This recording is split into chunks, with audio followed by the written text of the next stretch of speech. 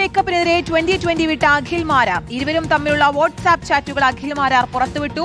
തെരഞ്ഞെടുപ്പിന് മുൻപ് തന്നെ തൃപ്പൂണിത്തുറ സീറ്റ് ചോദിച്ചിരുന്നു. 2020 തൃപ്പൂണിത്തുറ സീറ്റ് BJP നൽകിയപ്പോൾ സാബു തന്നെ ചതിച്ചുവെന്ന് ചാറ്റ് പുറത്തുവിട്ട് അഖിൽ മാരാർ ആരോപിക്കുന്നു. അർജുൻ മട്ടന്നൂരുണ്ട് വിശദാംശങ്ങളുമായി. അർജുൻ, സാബു എം ജേക്കബിനെതിരെ ആഞ്ഞടിച്ചാണ് അഖിൽ മാരാർ 2020 വിട്ടത്.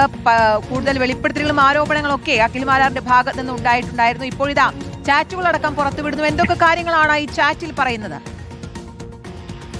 കീർത്തന, ഏതാണ്ട് 4 മാസം നീണ്ട 2020 ജീവിതം അവസാനിപ്പിച്ച അഖിൽ മാരാർ പുറത്തു വന്നതിന് പിന്നാലെ രൂക്ഷമായ ആരോപണങ്ങളാണ് സാബു ജേക്കബിനെതിരെ ഉന്നയിച്ചുകൊണ്ടിരിക്കുന്നത്. അതിലേറ്റവും പ്രധാനം നിയമസഭാ തെരഞ്ഞെടുപ്പിന് മുൻപ് തന്നെ താൻ കൊട്ടാരക്കരയിൽ അല്ലെങ്കിൽ തൃപ്പൂണിത്തുറയിൽ മത്സരിക്കാൻ വേണ്ടി ആഗ്രഹിച്ചിരുന്നു എന്ന് അഖിൽ മാരാർ നേരത്തെ പറഞ്ഞിരുന്നു. അതിന്റെ തെളിവുകളാണ് ഇപ്പോൾ വാട്സപ്പ് ചാറ്റുകളായി അദ്ദേഹം പുറത്തുവിടുകയും ചെയ്തത്. സാബു ജേക്കബിനോട് നിയമസഭാ തെരഞ്ഞെടുപ്പിന് മുൻപ് തന്നെ തനിക്ക് കൊട്ടാരക്കര സീറ്റ് വേണം, അതല്ലെങ്കിൽ തൃപ്പൂണിത്തുറ സീറ്റ് വേണം എന്നാവശ്യപ്പെടുന്ന ചില ചാറ്റുകൾ പുറത്തുവിട്ടത്.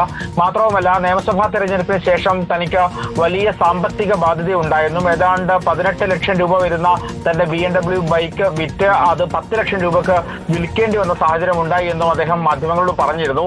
അതും സാബു ജേക്കബിനോട് പറഞ്ഞതിന് ചില തെളിവുകൾ കൂടി അദ്ദേഹം പുറത്തുവിട്ടിരിക്കുകയാണ്. ഒപ്പം തന്നെ രൂക്ഷമായ വിമർശനങ്ങളും അദ്ദേഹം ഉന്നയിക്കുന്നുണ്ട്. ഇതിലേറ്റവും പ്രധാനം, അദ്ദേഹം കൊട്ടാരക്കരയിലാണ് ആദ്യം മത്സരിക്കാൻ വേണ്ടി താല്പര്യം പ്രകടിപ്പിച്ചത്. പക്ഷേ BJP 2020 കൊട്ടാരക്കര സീറ്റ് നൽകിയില്ല. അതിനുശേഷം തൃപ്പൂണിത്തുറ സീറ്റ്, A ക്ലാസ് മണ്ഡലമായ തൃപ്പൂണിത്തുറ സീറ്റ് BJP 2020 നൽകാൻ വേണ്ടി സമ്മതിച്ച് അത്തരം മാന്യത കാണിച്ചപ്പോൾ അവിടെ സാബു എന്നെ ചതിച്ചു എന്നാണ് അഖിൽ മാരാർ പറയുന്നത്. മാത്രവുമല്ല, ഇത്തരത്തിൽ 35% ക്രിസ്ത്യൻ വോട്ടുകളുള്ള തൃക്കാക്കരയിൽ ഉമ്മൻചാണ്ടിയുടെ മരുമകനെ നിർത്തിയാൽ പോലും വലിയൊരു നേട്ടമുണ്ടാക്കാമായിരുന്നിട്ടും യാതൊരു രാഷ്ട്രീയ ബോധമില്ലാത്തവരെ നിർത്തി NDAക്ക് മൊത്തത്തിൽ നാണക്കേടുണ്ടാക്കുകയാണ് ഉണ്ടായത് എന്നും പറയുന്നുണ്ടായിരുന്നു. എന്തായാലും തിരഞ്ഞെടുപ്പ് കമ്മിറ്റി ഓഫീസ് പോലും ഇല്ലാത്ത ഒരേയൊരു NDA സ്ഥാനാർത്ഥി താനായിരുന്നു എന്നും സോഷ്യൽ മീഡിയ വഴി ഉണ്ടാക്കിയ ഓളം മാത്രമാണ് തൃക്കാക്കരയിൽ ഉണ്ടായിരുന്നത് എന്നും അദ്ദേഹം പറഞ്ഞിട്ടുണ്ട്.